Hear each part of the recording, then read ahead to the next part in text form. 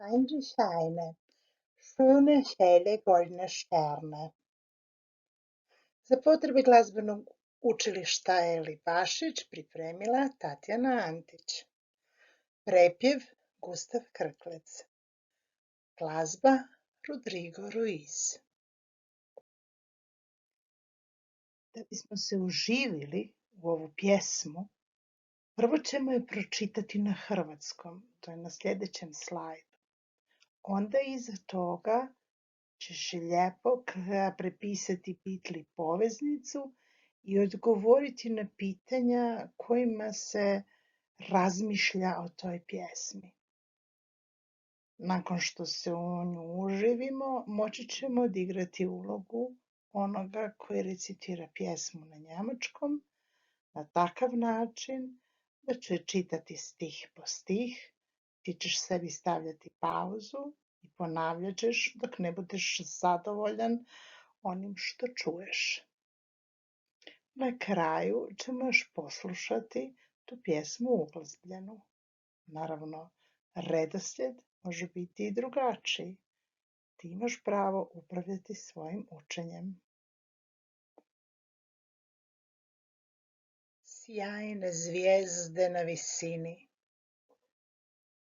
kažte dragoj u daljini, da sam ja još uvijek njen, bolan, blijed i zaljubljen. Napominjem da je ovo film i da ne možeš kliknuti na poveznicu da bi ti se ona otvorila, nego je moraš prepisati. Nakon što ti se otvori, imaš 10 pitanja koje će ti pomoći da bi se uživjela u ulogu osobe koja recitira upravo ovu Heineovu pjesmu. A zatim na sljedećem slajdu ćeš slušati kako sam ja to odrecitirala samo za tebe. Možeš isto tako prvo poslušati i pogledati cijeli film do kraja, pa se tek onda pozabaviti poveznicom, a nakon što si analizirao pjesmu, počni je recitirati na njemačkom. Kako god hoćeš, ti upravljaš svojim učenjem.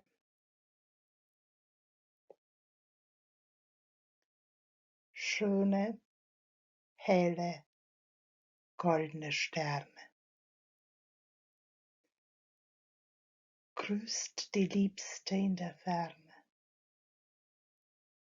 Sagt, dass ich noch immer sei, herzekrank und bleich und treu. Naravno, ni ovo nije poveznica, nego je samo naslov. Ali na takav način možeš poslušati pjesmu koja se meni najviše svidjela.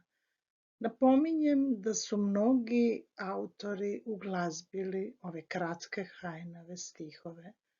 Naravno, šta možeš naći na YouTube-u, a neke samo kao notne zapise.